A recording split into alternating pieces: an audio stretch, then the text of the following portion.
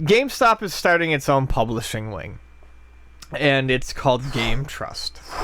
And it's fairly easy to see why GameStop is doing this. The first game that they are going to be publishing is going to be by Insomniac Games, who created Ratchet and Clank. But they are also working on publishing games by the creators of Trine, the creators of The Order 1886, and the creators of Deadlight, Tequila Works. GameStop is in a position where they are going to no longer necessarily be able to fight the inevitable digital future. Mm-hmm. And if they want to be able to make money, they're going to need to adapt. In the past, GameStop has attempted to make money in a somewhat similar fashion by making a game exclusive to GameStop. For example, Xenoblade Chronicles for the original Wii. But they are still buying from a publisher, from a distributor, and they are still taking a cut off the top. They stand to make a lot more money by publishing their own games.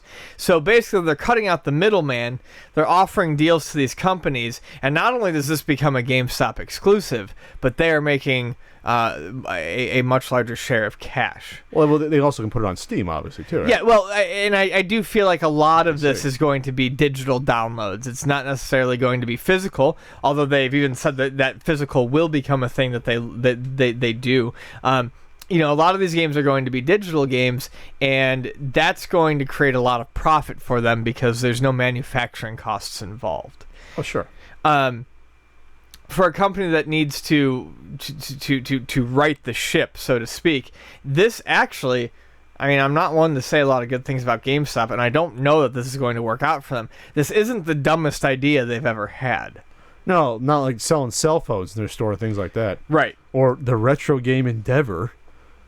Oh, yeah, the retro game Endeavor is probably making them pocket change overall through all the issues that they've been having. It's a bit of a mess. I'm not sure which article it was, but there was one where, one of the heads of GameStop was like, we've always been all about the games, and games is all we do. And it's like, no, you got into tablets and smartphones, and you started grasping at straws to do whatever you can.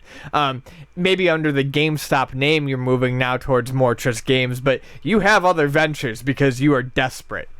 This might be one of the smartest moves they've made in a long time, I think. Their business looks like it dropped this past holiday season. So $2.94 billion, and the year before was at 3.15. So it dropped 6.7% year to year. Now, it could be just due to hardware sales itself, but it's probably people just not buying stuff at GameStop as much overall. Right. Or people just going on buying Steam games versus buying console games. It could be a lot of stuff. Yeah, and as digital, becomes more and more of a reality, you can buy. I think it's almost laughable. You can go to GameStop and buy a digital copy of a game, and then go home and scratch off the code and download it. Which is insane. It's absolutely insane. So, eliminating that aspect of their business is probably not a bad thing to do. But are they biting off a little more than they can chew here in terms of guiding these developers in publishing? Well, from what I read, they're going to be fairly hands-off. And when I read fairly hands-off and giving the developers, basically all to say, that to me actually reads a little bit more desperately. They're like, just give us something that we can publish and, that we can make money off we'll just throw money at you. Right. And hope that we make more money because we're not really in a position to be telling you what you can or can't do. That can lead to disaster if a game comes out that's garbage, though, too. Yes.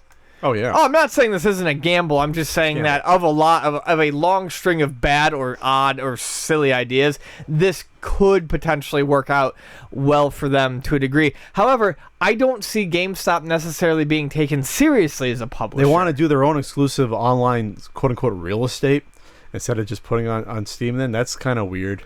No, I don't think that's what they mean. I think they basically want to create an imprint for themselves where they are their own entity in terms of publishing. Is that what that means? I think so. Online real estate to me does not. I think that means that they are creating items that can be. I don't think they mean that they're going to try to do a different. They could not possibly be stupid enough to try to add another specialized online store. I see it maybe being an extension of their online website where you can download the games. I don't know. Well, but if they're going to integrate PSN, Sony's going to have something to say about that. If they're going to integrate Xbox Live, those companies are going to want those games to be easily available through their own distribution methods. And it says VR when relevant. Ooh, if they can do a VR GameStop employee game, that'd be great. Oh God! You can just offer the discount club membership to everyone. Yeah. If you don't, it goes down.